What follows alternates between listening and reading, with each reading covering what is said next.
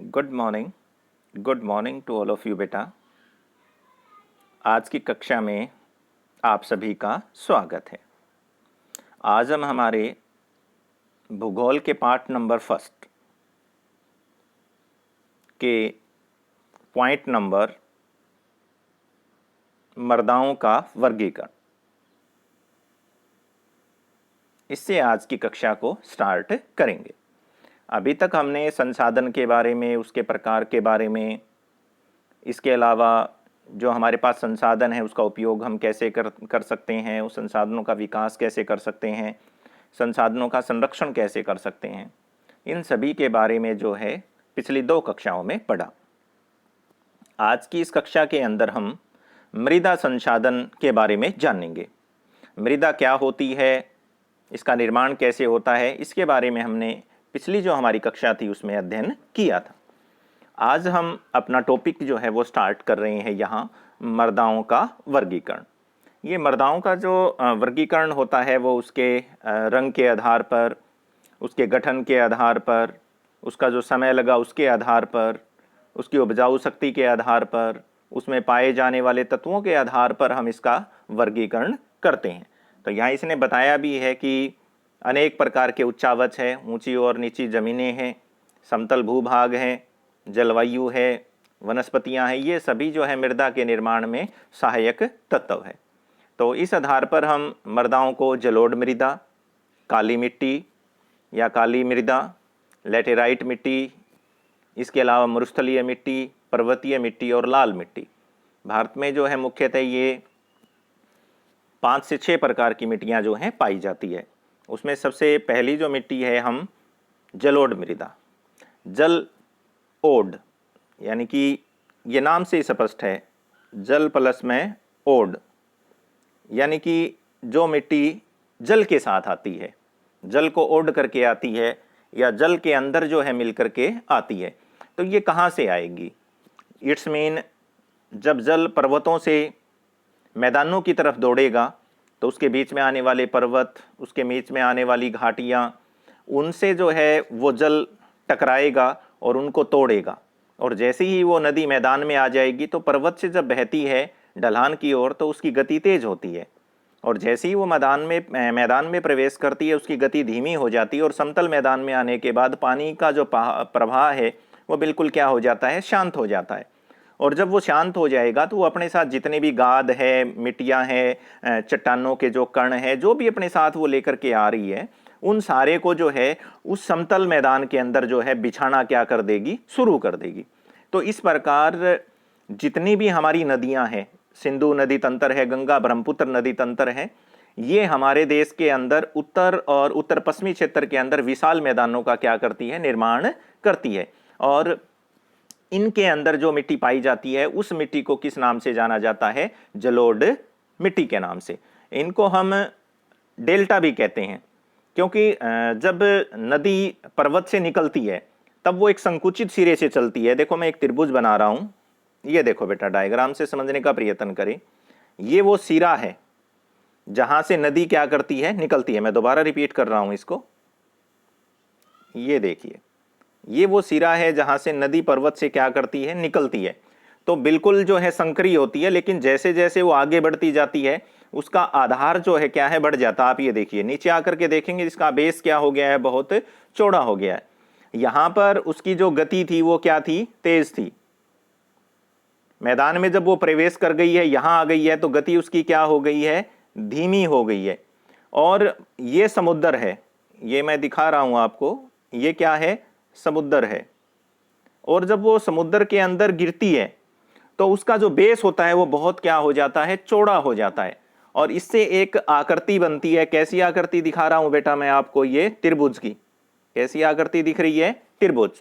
यानी कि एक त्रिभुज का वो क्या करती है, निर्माण करती है। और इस त्रिभुज को जो है अगर आप गणित की भाषा में देखेंगे तो इसको डेल्टा के नाम से जाना जाता है। किसके नाम से जाना जाता है, डेल्टा के नाम से। तो जितने भी हमारे ये मैदान बनते हैं जलोढ़ मिट्टी के, ये सारे किसका निर्माण करते हैं, डेल्टाओं का निर्माण करते हैं। यहाँ ये इंपॉर्टेंट क्वेश्चन जो है आपके यहाँ पर तैयार हो गए कि जलोढ़ जो मिट्टी है उसका निर्माण कैसे होता है, डेल्टा का निर्माण कैसे होता है, ये बता रहा आपको। देखिए कि यह मृदा जो है हिमालय की 3 महत्वपूर्ण नदी तंत्र, सिंधु, गंगा और ब्रह्मपुत्र, तीनों मैंने आपको बताया है कि सिंधु नदी तंत्र, गंगा नदी तंत्र, ब्रह्मपुत्र, क्योंकि बाद में गंगा और ब्रह्मपुत्र जो है बंगाल में आने के बाद जो है क्या हो जाती है, मिक्स हो जाती है, एक दूसरे में क्या हो जाती है, मिल जाती है। और ये एक संकरे गलियारे के द्वारा ये मृदाएं कहाँ फैली हुई है, राजस्थान गुजरात तक क्या है फैली हुई है, उत्तर प्रदेश है, मध्य प्रदेश है, बिहार है हमारा, हरियाणा है हमारा, पंजाब है हमारा, ये वो क्षेत्र है। इसके अलावा जो पूर्वी तटीय मैदान है हमारे, जहाँ पर गोदावरी नदी, जिसे वृद्ध गंगा के नाम से भी जाना जाता है, कृष्णा और महानदी हैं जो दक्षिण भारत में बहती हैं, वो भी जलोढ़ मिट्टी का क्या करती है, निर्माण करती है। ये देखिए, ये जो मिट्टी होती है, इस मिट्टी के अंदर रेत की मात्रा, सिल्ट की मात्रा और मृत्तिका के विभिन्न क्या पाए जाते हैं, अनुपात पाए जाते हैं। और नदी का जो मुहाना होता है, और उससे अगर वो घाटी की तरफ अगर हम जाते हैं तो कणों का आकार क्या हो जाएगा, बढ़ जाएगा। नदी का जो मुहाना होता है जहां नदी आकर के समुद्र में क्या करती है, गिरती है। और वहां से अगर हम बैक पर्वतों की तरफ जाएंगे तो मिट्टी के जो कण होंगे उनका आकार क्या हो जाएगा, बढ़ता जाएगा। क्यों? क्योंकि समय के साथ साथ मिट्टी के आकार जो है वो क्या करते हैं, टूटते हैं। पर्वतों से जब पानी कंकरों को लेके आता है तो वो क्या होते हैं, बड़े होते हैं। लगातार घर्षण की वजह से वो टूट कर क्या हो जाते हैं, छोटे हो जाते हैं बेटा। ये आप भारत का मैप देख सकते हैं। ये देखिए, पर्वतीय मिट्टी हिमाचल प्रदेश और उत्तराखंड है, ये हमारा अरुणाचल प्रदेश है। उसके बाद इन्होंने जलोढ़ मिट्टी दर्शाई है। ये जो क्षेत्र आपको दिख रहा है, ये कौन सा क्षेत्र है, जलोढ़ का, जिसकी हम अभी बात कर रहे हैं। आप इस मैप के जरिए जो है इस चीज़ को क्या कर सकते हैं, समझ सकते हैं। ये देखिए आप, इन्होंने बताया है भारत में जो लाल मिट्टी है वो कहाँ कहाँ पाई जाती है। ये लाल मिट्टी का क्षेत्र है जिसमें आंध्र प्रदेश आ जाता है, हमारा मध्य प्रदेश का हिस्सा आ जाता है, कुछ छत्तीसगढ़ और झारखंड का हिस्सा आ जाता है। नीचे आएंगे तो तमिलनाडु आ जाता है, इधर आएंगे तो मिजोरम आ जाता है, त्रिपुरा आ जाता है, मेघालय आ जाता है। इसी प्रकार हमारे पास जो है लेटेराइट मिट्टी है, वो भी आपको जो है दिखाई जाती है। निक्षालन से जो है ये बनती है। ये देखिए आप, कुछ क्षेत्र हैं ऐसे।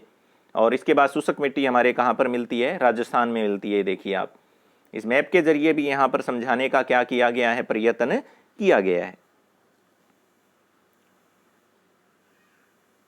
ये देखिए आप, जब हम यहाँ पहुँच रहे हैं तो ये देखिए, मैंने बताया था ना अभी कि नदी घाटी के ऊपरी भाग जो होते हैं वह ढाल भंग जो होती है, वहाँ पर कण आपको क्या मिलेंगे, मोटे मिलेंगे। और तलहटी में आ जाओगे तो वहाँ पर क्या हो जाएगा, चो क्षेत्र इसलिए कहा जाता है क्योंकि मिट्टी वहाँ पर क्या हो जाती है, जमना शुरू हो जाती है तलहटी में।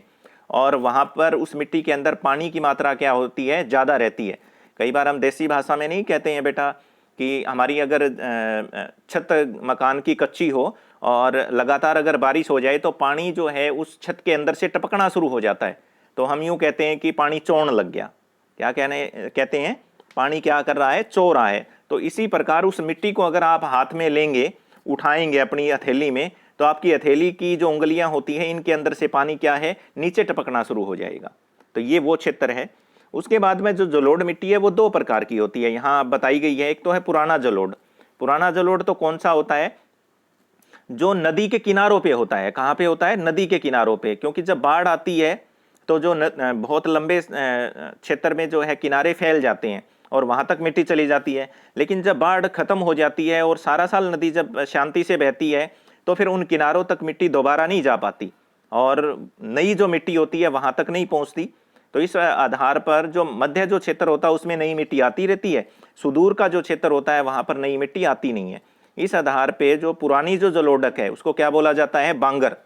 पुरानी जलोढ़ उसको क्या बोलते हैं, बांगर। जैसे कि हरियाणा को बांगर की भूमि कहा जाता है, क्योंकि हमारे यहाँ पर गंगा नदी इतनी तेज गति से अब बहती नहीं है, क्योंकि वो उत्तर प्रदेश तक ही सीमित रह जाती है। तो किसी टाइम में गंगा का जो बहाव था वो हरियाणा तक फैला हुआ था। इसी प्रकार नया कौन सा होता है, जहां पर नदियां अब बह रही हैं, जो अपने विस्तार क्षेत्र को क्या कर चुकी है, छोड़ चुकी है। तो पुरानी जो जलोढ़ होती है उसको बांगर कहा जाता है और नवीन जो जलोढ़ होती है उसको क्या कहते हैं, खादर। और सबसे उपजाऊ मिट्टी होती है ये जलोढ़ मृदा। क्या होती है, बहुत उपजाऊ होती है, क्योंकि इस मिट्टी के अंदर कौन कौन से अंश विद्यमान होते हैं, पोटास होता है, फास्फोरस होता है और क्या होता है, चूना होता है। और ये मिट्टी किस फसल के लिए को बहुत लाभकारी होती है, गन्ने के लिए, चावल के लिए, गेहूं के लिए और अन्य फसलों के लिए। और जहाँ पर जलोढ़ मिट्टी पाई जाती है इसका मतलब वो एक समतल मैदान है, और समतल अगर मैदान है तो वहाँ पर खेती भी क्या होगी, गहन खेती, क्योंकि उस भूमि से बहुत ज़्यादा हम उपज ले सकते हैं। इसके अलावा उन क्षेत्रों के अंदर जनसंख्या भी क्या होगी, ज़्यादा होगी। क्योंकि लोगों को ज़्यादा काम मिलेगा, संसाधन वहाँ पर ज़्यादा फले फूलेंगे और बहुत कम मेहनत के अंदर बहुत अधिक जो है फसल का उत्पादन हम कर सकते हैं। जलोढ़ के बाद हमारे पास जो सेकंड जो मिट्टी आ रही है वो कौन सी आ रही है बेटा? काली मिट्टी। दूसरे नंबर की मिट्टी है ये, यानी कि इसका रंग जो है गहरा काला होता है, इस कारण इस मिट्टी को क्या बोला जाता है?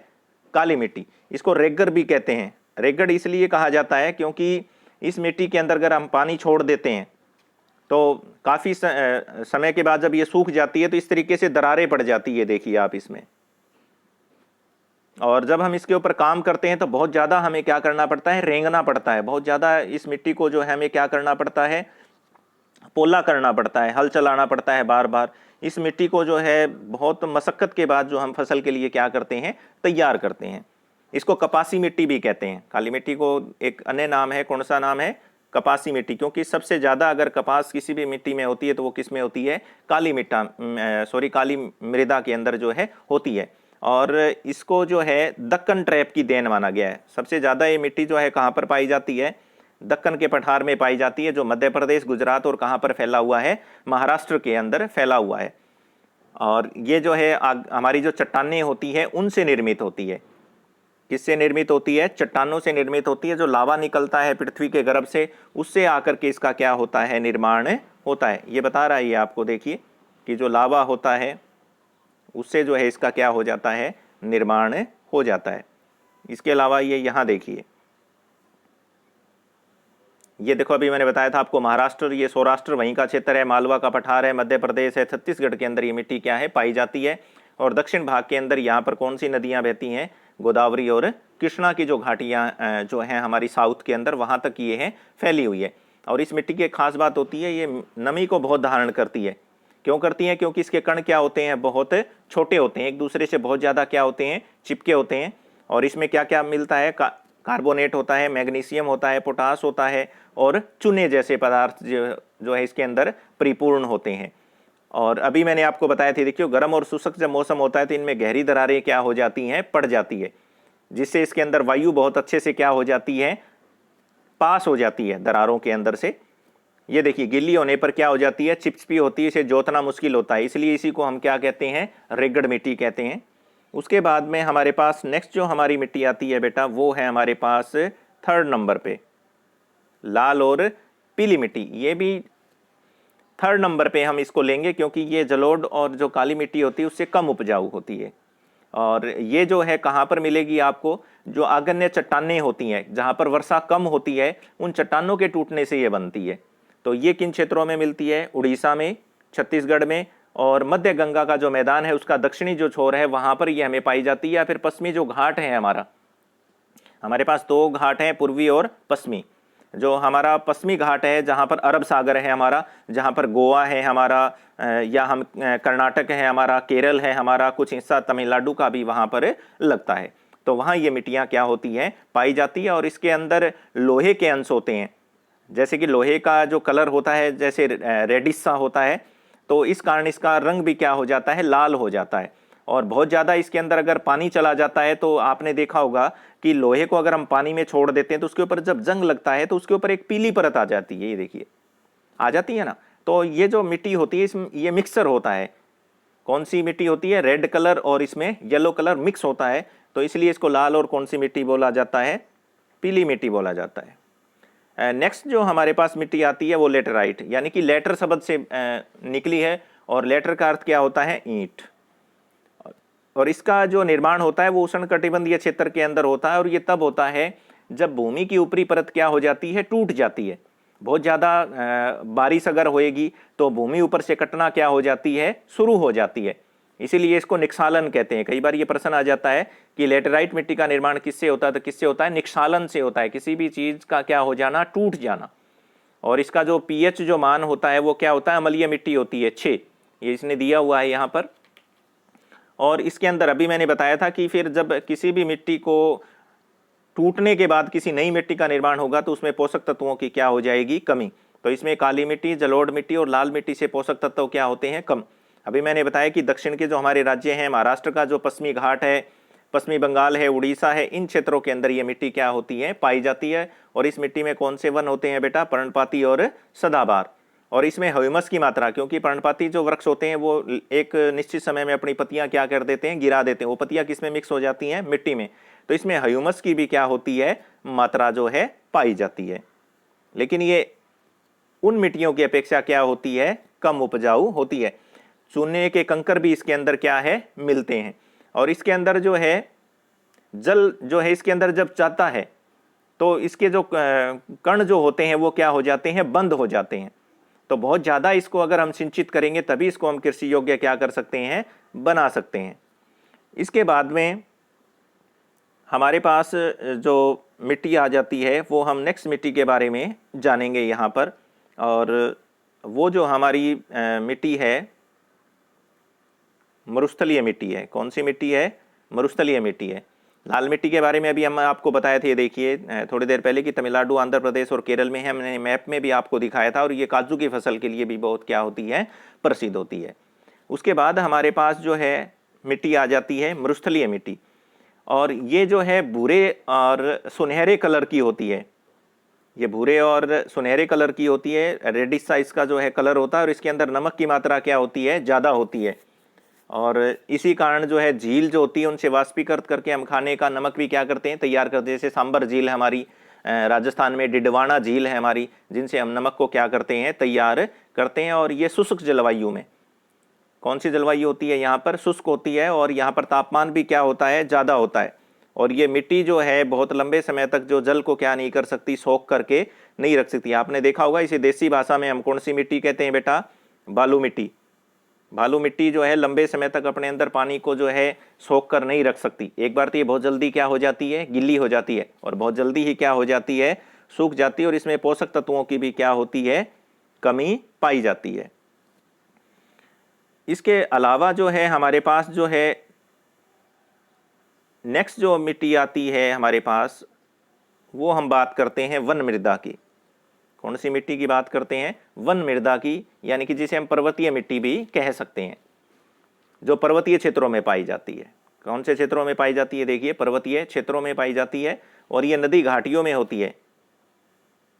दोमट मिट्टी होती है। दोमट मिट्टी हम उसको कहते हैं जिसके अंदर काली मिट्टी और जलोढ़ मिट्टी क्या हो जाती है, मिक्स हो जाती है। बालू रेत भी उसमें कई मिट्टियों का क्या होता है, मिश्रण होता है।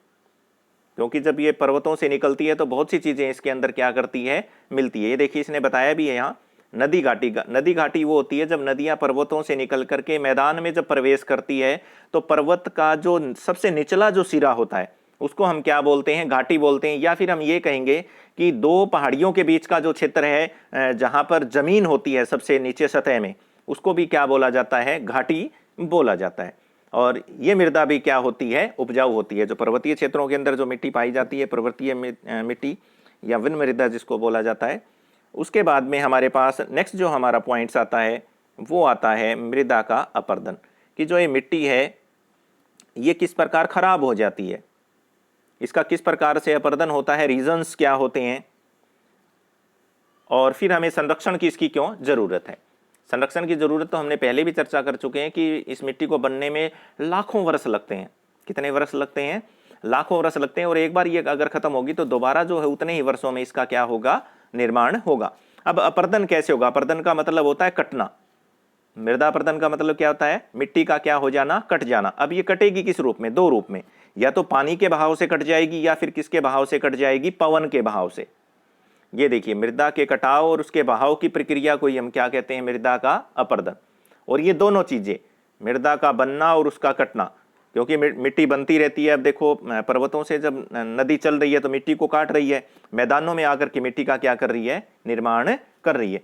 इसके अलावा दो चीजें तो हमारे पास होगी कि एक तो जल से इसका कटाव होता है, दूसरा वायु जब तेज गति से चलेगी। फर्स्ट तो हमारे पास क्या हो गया, जल, सेकंड हमारे पास क्या हो गया, पवन। इन दोनों से तो इसका अपर्दन होता ही है। तीसरा होता है अगर हम वनों को ज्यादा काट ले, वनोन्मूलन, वनों की बहुत ज्यादा अगर हम कटाई करते तो भूमि की जो ऊपरी परत होती है उसको हमारे जो वन होते हैं उसकी जो जड़ें होती हैं वो उसको क्या करती हैं, जकड़े रखती हैं। उसको जो है हवा जब आएगी या पानी जब बहेगा तो उसको पानी के साथ हवा के साथ बहने से क्या करती हैं, रोकती हैं। ये देखिए थर्ड हमारे पास वनोन्मूलन।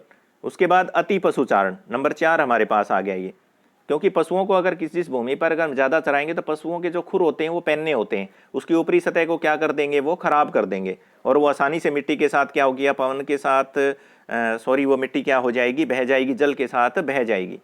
निर्माण का काम करते हैं हम बहुत बार, जैसे कि मकान बनाते हैं, अंडरग्राउंड बनाते हैं, तो मिट्टी को जो है बहुत तोड़ फोड़ के उसको वहाँ से क्या करते हैं, निकाल देते हैं। या दूसरी जगह हम मिट्टी का भरत करते हैं, तो एक स्थान की मिट्टी को हम क्या कर लेते हैं, उखाड़ लेते हैं। नंबर 5। और नंबर 6 क्या है, खनन। जिस भूमि के ऊपर खनिज पाए जाते हैं उनको खोद करके निकाला जाता है, तो बड़ी बड़ी खाने बन जाती है, और ये खाने के जो गड्ढे बनते हैं उनको हम भरते नहीं है, और समय के साथ वो गड्ढे अपना स्थान क्या करते रहते हैं, चौड़ा करते रहते हैं। इससे भी मिट्टी का क्या हो जाता है, अपरदन हो जाता है, और इससे जो संतुलन होता है प्राकृतिक वो सारा क्या हो जाता है, बेकार हो जाता है। तो यहाँ हमारा ये प्रश्न भी कवर हो रहा है कि मृदा अपरदन से आप क्या समझते हैं और इसके कौन कौन से कारण है। ये सारे कारण हमने यहाँ पर जो है कंप्लीट कर लिए हैं। उसके बाद बात आ जाती है कि जो मृदा का जो अपरदन होता है उससे बहुत सी चीज़ों का निर्माण होता है, वो यहाँ दिखाई गई है, मैं आपको दिखा रहा हूँ। ये देखिए, अवनाली का अपरदन, ये नाली दिखाई दे रही होगी आपको, ये देखिए, ये पानी के बहाव से कटी है। किसके बहाव से कटी है, और एक नाली का आकार बन जाता है। जैसे घरों से हम अपना अपशिष्ट पदार्थ निकालने के लिए नाली का इस्तेमाल करते हैं, ठीक ऐसा ही होता है। गहरी जो है नालियाँ बन जाती है। देखिए, जब पवन हो या हिम नदी हो या जल जो है मृदा का अपरदन करते हैं, तो जल मृदा युक्त मृदाओं को काटते हुए क्या बना लेता है, गहरी वानिकाएं। इनको क्या कहते हैं, अवलानिका। और ऐसी भूमि क्या नहीं रहती फिर जोतने योग्य, क्योंकि इसमें गड्ढे हो जाते हैं, तो इस कारण इन गड्ढों को क्या बोला जाता है, उत्खात भूमि। और ये कहाँ मिलती है हमें, चंबल की घाटी में। कहाँ मिलती है हमें, ये चंबल की घाटी में, और वहाँ पर इनको क्या बोला जाता है, खड्ड बोला जाता है। क्योंकि इस क्षेत्र के अंदर ऊपरी जो मृदा होती है वो जल में घुलकर क्या हो जाती है, बह जाती है। इसको कौन सा अपरदन बोलते हैं, फिर चादर अपरदन भी कहते हैं। और पवन जो है ढाल का जो क्षेत्र होता है वहां से मृदा को क्या कर ले जाती है, उड़ा ले जाती है, उसको क्या कहेंगे, पवन अपरदन। यानी कि जब मिट्टी किसी भी मृदा को उड़ा करके अपने साथ ले जाएगी तो क्या बोलेंगे उसको, मृदा का पवन अपरदन। और ये देखिए, जब किसी ऊपरी क्षेत्र से कहीं पर भी नीचे के क्षेत्र में जल अगर बह रहा है उसको अगर बहा करके ले जाएगा तो उसे क्या कहेंगे, चादर अपरदन। क्या बोलेंगे उसको, चादर अपरदन। अब हमारे पास ये बात आती है कि इस अपरदन को हम रोके कैसे, इस अपरदन को जो हम क्या करें, रोके कैसे। अब ये देखिए, एक कारण ये बताया, गलत ढंग से अगर हम हल चलाएंगे, हल कैसे चलाएंगे, जो ढाल होती है उसी की दिशा में, ऊपर से नीचे की ओर ढाल है। मैं जैसे दिखा देता हूं आपको बेटा, जैसे एक डायग्राम बनाता हूं कि जैसे ये भूमि है, ऐसे कौन सी भूमि है, ये भूमि है, ऐसे ये भूमि आपको क्या कर रही है, दिखाई दे रही है ना, ये दिख रहे हैं। अगर हम इसको हल से ऐसे जोतेंगे तो ऊपर से पानी जब बह के आएगा तो इस मिट्टी को क्या कर लेगा, आसानी से बहा करके ले जाएगा। यानी कि जो ऊपर से नीचे की जो दिशा है उसी दिशा में अगर हम हल चलाएंगे, उसी ढाल के अनुरूप अगर हम हल क्या करेंगे, चलाएंगे, तो मिट्टी के कटने की संभावना क्या हो जाएगी, बढ़ जाएगी। अब मैं इसका दूसरा डायग्राम बना के दिखाता हूं आपको कि ये था, हम हल यहां नहीं चलाने की अपेक्षा हल हम क्या चलाएं, ऐसे चलाएं। कैसे चलाएं, ऐसे जब चलाएंगे, ठीक है, तो जब जल बह करके आएगा तो पहले इससे टकराएगा, इसकी मात्रा क्या हो जाएगी, कम हो जाएगी, धीमी हो जाएगी इसकी, फिर इससे टकराएगा, ऐसे टकराते हुए जब जल चलेगा तो उससे उसकी जो रफ्तार है वो क्या हो जाएगी, कम हो जाएगी, और कटाव क्या होगा, कम होगा। इसको हम समोच्चय रेखीय जुताई कहते हैं। इसको हम क्या कहते हैं, समोच्चय रेखीय जुताई भी कहते हैं। ये बोल रहा है, ये देखिए, समोच्चय रेखीय, ये देखिए, जल बहाव को भी क्या कर देती है, कम कर देती है। तो इस कारण जो है सोपान का मतलब सीढ़ी बन गई है, एक किस्म की, बन गई ना सीढ़ी, ये देखो आप, बन गई ना सीढ़ी। तो ये पानी के कटाव को क्या कर देती है, रोक देती है।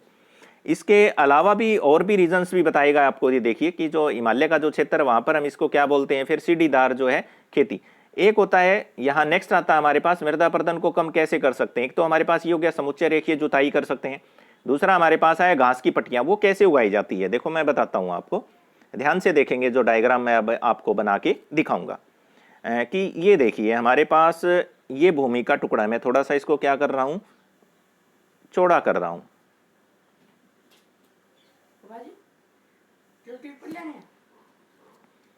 ये हमारे पास भूमि का टुकड़ा है, ये ढाल है ऊपर से नीचे की ओर। अब हम क्या करते हैं, इस भूमि में हमने क्या कर ली, खेती कर ली, ठीक है। और इस भूमि पे हमने क्या उगा दी, घास उगा दी। क्या उगा दी, घास। यहां फिर हमने टुकड़े पे खेती कर ली, यहां हमने फिर क्या उगा ली, घास। तो बीच में घास की पट्टी आ जाएगी, जैसे ही जल आएगा तो घास के अंदर से गुजरेगा तो उसकी जो गति है वो क्या हो जाएगी, धीमी हो जाएगी। तो वो जितनी मिट्टी अपने साथ लेके आया वो या तो इस मैदान में बिछा देगा या फिर इस घास में फंस जाएगी वो। उसके बाद फिर आगे यहाँ आ जाएगा, यहाँ आएगा तो वो इस घास से जो छन के पानी आ रहा है वो मिट्टी यहाँ बिछ जाएगी, फिर यहाँ घास आ जाएगा। तो फिर मृदा का जो अपर्दन है वो क्या हो जाएगा, कम हो जाएगा। इसको बोलते हैं बेटा घास की पट्टियां बनाना। क्या बोलते हैं इसको, घास की पट्टियां बनाना। इसके जरिए भी ये देखिए इसने बताया है यहाँ पर कि घास की पट्टियों के जरिए भी हम इसको क्या कर सकते हैं, रोक सकते हैं। इस कृषि को क्या कहा जाता है, ये देखिए इसने बताया ना, पट्टी कृषि। इसके बाद नेक्स्ट हमारे पास होता है रक्षक मेखला। कौन सी मेखला है, रक्षक मेखला। इसको कैसे है, देखो मैं डायग्राम से बताता हूं आपको कि मान लो ये मरुस्थलीय मिट्टी है, यहां पर कौन सी मिट्टी है, ये ज्यादा जो होती है ये कहां पर बनाई जाती है, मरुस्थलीय क्षेत्रों में बनाया जाता है। ये है मरुस्थलीय मिट्टी के कण बहुत दूर दूर होते हैं और ये बहुत आसानी से पवन के साथ क्या हो जाती है, उड़ जाती है। मान लो यहां से वायु आ रही है बहुत तेज गति से, इस भूमि से टकराएगी और ये हवा को उड़ाना, हवा के साथ इन कणों को उड़ाना क्या कर देगी, शुरू कर देगी। मिट्टी यहां से उड़ना क्या हो जाएगी, शुरू हो जाएगी। और मान लो यहां पर हम पेड़ पौधे खड़े कर देते हैं, क्या खड़े कर देते हैं, पेड़ पौधे जो हैं बना देते हैं, ऐसे ऐसे पेड़ पौधों की एक बहुत बड़ी क्या बना देते हैं, कतार बना देते हैं, ऐसे ऐसे। तो जैसे ही यहां से हवा आ रही है वो इन पेड़ों से क्या करेगी, टकराएगी। टकराएगी तो उसकी हवा क्या हो जाएगी, धीमी हो जाएगी। हवा की जो गति है वो क्या हो जाएगी, धीमी हो जाएगी। और अपने साथ जितनी भी मिट्टी उड़ा के लेके आई वो यहीं पर क्या कर देगी, बिछा देगी। इस क्षेत्र में नहीं आएगी वो मिट्टी। वो मिट्टी कहाँ नहीं आएगी, इस क्षेत्र में नहीं आएगी। इस क्षेत्र में नहीं आएगी तो उसका एक बेनिफिट ये होगा कि मरुस्थल का विस्तार रुक जाएगा, इन पेड़ों तक सीमित रह जाएगा। अगर ये पेड़ नहीं होंगे तो फिर ये मिट्टी और आगे चली जाएगी और आगे, तो इससे मरुस्थलीय मिट्टी का क्या हो जाएगा, विस्तार हो जाएगा और टीले जो हैं स्थायी नहीं रहेंगे। और अगर हमने रक्षक मेखला बनाई है ऐसे पौधों की, उससे क्या होगा कि हम मरुस्थलीय मिट्टी के विस्तार को क्या कर सकते हैं, रोक सकते हैं। ये वो चीजें हैं जिसके जरिए हम किसको क्या कर सकते हैं, मृदा अपर्दन को क्या कर सकते हैं, रोक सकते हैं। और भी रीजंस हैं इसके, इनके अलावा जो यहाँ नहीं है। वन लगा दें हम बहुत ज्यादा, क्या कर दे, वन लगा दें, या फिर पशुचारण की जो भूमि है उसको निश्चित कर दें। पशुचारण की जो भूमि है उसका स्थान क्या कर दें, निश्चित कर दें भी, सिर्फ आप पशु यहीं चराने हैं, इसके अलावा आप लंबे क्षेत्र के अंदर जो है आप नहीं जाएंगे। तो इस प्रकार हम मिट्टी को भी जो है वो खत्म होने से क्या कर सकते हैं, बचा सकते हैं।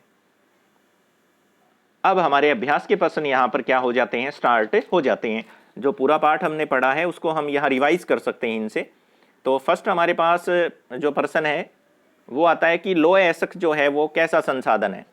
तो बार बार हमने देखा है जितनी भी हमारे पास धातुएं होती है वो अनवीकरणीय होती हैं। क्या होती हैं वो, अनवीकरणीय, क्योंकि बहुत मुश्किल से ये क्या होती है, निर्मित होती है।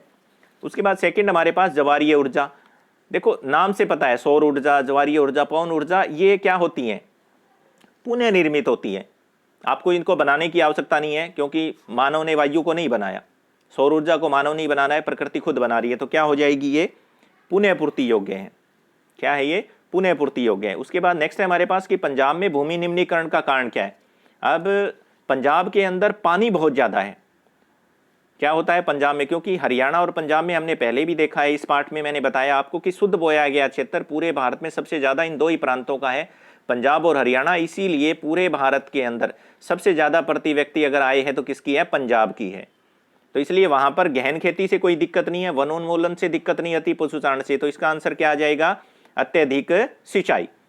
नेक्स्ट हमारे पास आता है नंबर 4 क्वेश्चन, निम्नलिखित में से किस प्रांत में सीढ़ीदार खेती की जाती है। अभी मैंने आपको बताया था कि जो पर्वतीय क्षेत्र होते हैं वहां सीढ़ीदार खेती होगी।